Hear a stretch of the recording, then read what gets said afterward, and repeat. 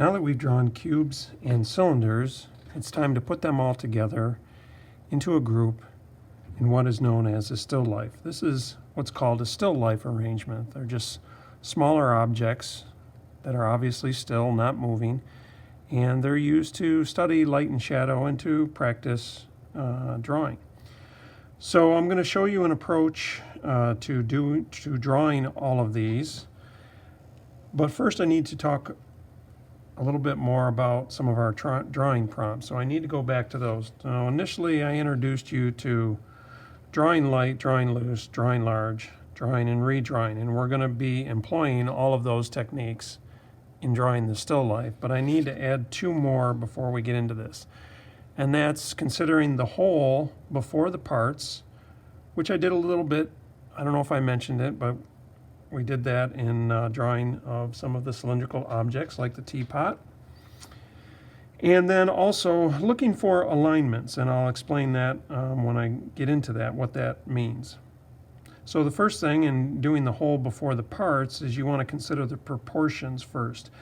And in doing that, you want to look, instead of at lines, focusing on lines and edges, you want to look at shapes. You want to bring out those shapes because those are the big things. Lines are small, shapes are larger. So, in drawing our still life, we first want to make sure that everything is going to fit on the page. Sometimes people start drawing one item and they get so focused on that one item, they end up either drawing it way too small, and then the whole still life ends up small and down in one corner of the paper or off to one side, or they end up drawing it too large, and then when they finish drawing everything else, it doesn't fit on the page. So we want to make sure everything's going to fit on the page, and we want to make sure that everything that's in here is arranged and aligned with each other object in its appropriate place. So again, holding our pencil, we want to start out drawing light, loose, large. So we hold our pencil with our eraser in our palm, even though my pencil doesn't have an eraser. I have one off to the side over here. And we want to kind of visualize this whole thing fitting on the paper. And you might want to just give yourself a couple little marks to indicate where the uppermost area is, this mug here, the lowermost area, the bottom of this gourd, down in here somewhere, the furthest point to the left, the edge of this book, and perhaps the furthest point to the right, over here. So we give ourselves these borders, if you will, and we want to make sure that everything fits in there, and we know what that represents. So then where do we begin? Oftentimes you want to begin with an object that is central to the overall still life so that you end up centering everything. Or you draw something that the other objects hinge upon. So in this case, I'm going to start with the book. The reason for that is it's fairly centrally located. Plus, once I get the book in place, I have to then just draw this little pot on top of it. So this location is going to be dictated by the book. Then also this gourd is going to overlap part of it to the front. And I know once I have this book, I know where to put the bottom of the gourd. You just follow this line down, and that's going to be where the end of this gourd is. And plus, this mug has to be behind the book. So I want the book before I do the mug so that I can place that mug behind it. So I'm going to start with the corner like we did in drawing the cubes. I'm going to start with the corner here. And I know I'm going to have this line coming down for this book, and that's going to come right to where I was thinking where that gourd was going to be. So I want to make sure I get the right angle. Just get that in place. Locate where the corner of this book is in relation to the whole page. If I find the center of the page, it's a little bit left of center. So when I start drawing, I want to be a little bit left of center. Okay. Then I can start, remember with cubes, the two most important lines are these bottom lines here. So I'm going to start to establish that, but I can only go so far before I run into that cube. Okay. Now let's look at this shape. I said look at shape, so let's look at the shape here of the side of this, the spine of this book. Make sure I'm kind of going back at the right angle. Looks like I'm going a little bit too steep of an angle. There's probably a little bit of perspective going on here. The back end of the book is getting a little bit smaller.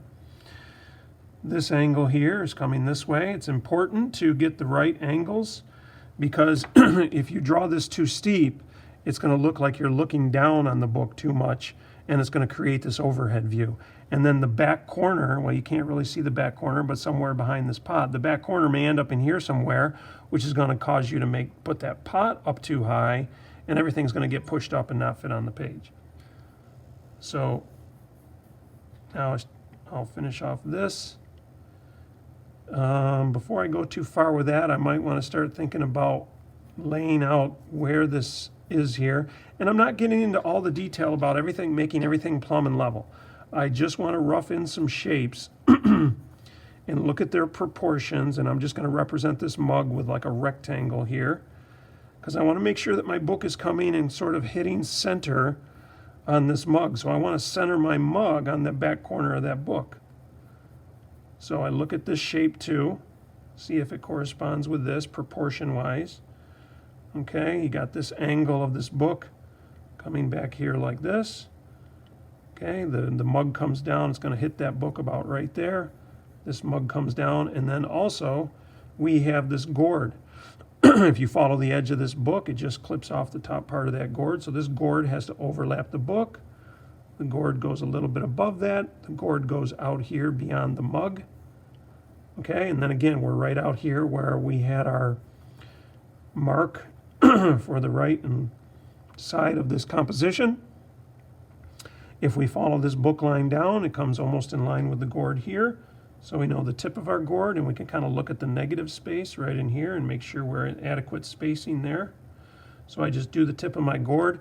Then I'm going to run an axis line. I know this kind of curves a little bit, but I'm just going to kind of run an axis line just to make sure that the tip of this gourd, I kind of line it up with the spherical part of this. It's going to help me kind of draw that like this and then kind of wrap this around, you know, like that. Now you can kind of see it develop. These are three very important shapes. They're in the right relationship to one another. I'm looking for those alignments, you know, how this lines up with that and how this lines up with that and where this lines up with that and where the edge of this gourd lines up with that. Those are those important alignments. Now, lastly, I'm going to put this teapot in here. I'm going to look at the negative space. I want to make sure that I come over close to that. Hopefully I have this in the right place. And then over here, I'm going to come over this way and kind of look at how much space I need to have there, because that's going to help me determine the size of this. And I'm just going to represent this with kind of just a circular shape. Whereas this, in relation to that, it's going to come up here somewhere. So that's my teapot is going to fill this space. And I've done it very light. I know it's kind of messy lines, but I'm just trying to locate everything. I'm just getting the proportions. So there we have it. I haven't spent a lot of time, and I have all 4 objects on the paper. I have them located. They're filling the paper nicely. They're centered. They're in the right relationship to one another. After this, I can start to do more detail, like refining the shape of the teapot here, and then eventually putting on the handles. So now this is when I would come in, you know, and I would start to refine things. Maybe I'll put in my horizontal line here, right, to make sure that this pot is going to be plumb and level. And then I might start to build my, you know, my ovals on that. And you can start to erase some of these lines, or you change your grip. Right, I get this and I start to work that. Start to make sure things are plumb and level. You do your guidelines. I'm going to bring this down nice and straight. Well, this is actually going to change a little bit. I forgot that this angles in on the side, so I might have to adjust this, either make that wider, or actually I probably need to make this oval a little bit smaller so that I have room to kind of take the top of that and angle it. So I'll just do this straight, make sure this is level with that, bring this in at the same, make sure it's all kind of centered. And again, you're simplifying too. You're simplifying. Now I'll move my oval into here more like that and adjust that. I know it's getting kind of crazy and messy for you, maybe hard for you to discern even what I'm drawing, so I'll erase a few lines. I know what I'm drawing, but it could be, you know, confusing to all of you. So, and then you just proceed from there. Once you get everything laid out, then you go back to following all the principles and the rules that I talked about previously in drawing cylinders in drawing cubes.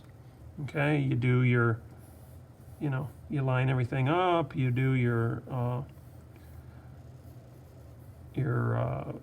axis lines, vertical and horizontal axis lines. You start to work on the shape of your objects. Basically, with this teapot, you have a cylinder that's kind of sitting on top of a sphere. Whoops, it's a little bit off center. I got to get this all centered back up here.